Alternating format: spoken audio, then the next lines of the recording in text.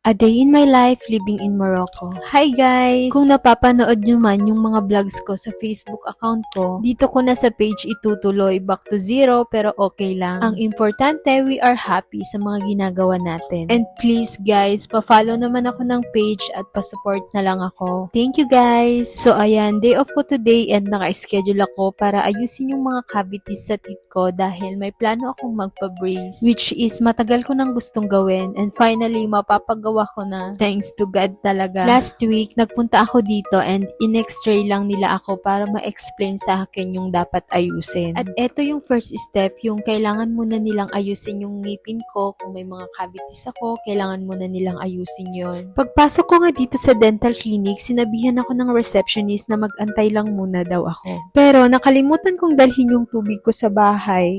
Kaya lumabas muna ako saglit para bumili ng tubig dito sa supermarket na katabi lang din ng dental clinic. Meron naman silang libreng tubig doon kaso gusto ko talaga ng malamig na tubig. Kumukuha na nga ako ng tubig at pinipili ko yung pinakamalamig. Pero pare-parehas lang naman sila ng lamig. At ang ending, yung unang nahawakan ko pa rin kanina yung kinuha ko. Papunta na nga ako sa counter para magbayad. At para makabalik na rin ako sa dental clinic, andito na nga ako sa clinic and nakainom rin ng malamig na tubig. Sobrang init ba naman kasi ng panahon.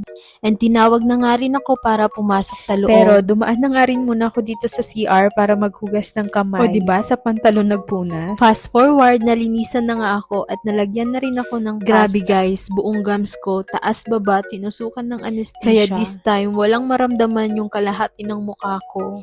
Nakalabas na nga ako ng dental clinic at tignan nyo naman guys, namamaga yung mukha ko. But it's okay, tiis ganda kahit wala namang ganda. At ayan, bumalik nga ako dito sa supermarket dahil wala palang pagkain yung alaga kong pusa. Kahit pasta lang pala, no, nilalagyan pa rin ng anesthesia. Dito na nga ako agad dumiretso dito sa pagkain ng pusa. Nanguha lang ako ng 6 na peraso and good for 3 days na sa kanya to. Napadaan nga din ako dito sa mga fries kaya kumuha na rin ako ng isa. Dahil minsan, kinikrave ko din talaga ang french fries. Nanguha na rin ako ng soya milk at bread pa naman kasi mahilig talaga ako kumain nito sa breakfast. Pero syempre, i-check muna natin yung expiration date. Baka mamaya expired na pala. And lastly, itong almond milk. Ayan, nandito na nga ako sa counter para magbayad. At nakapagbayad na nga ako, kaya time naman para umuwi na. Dito nga lang din sa labas ng supermarket ako maghihintay ng taxi.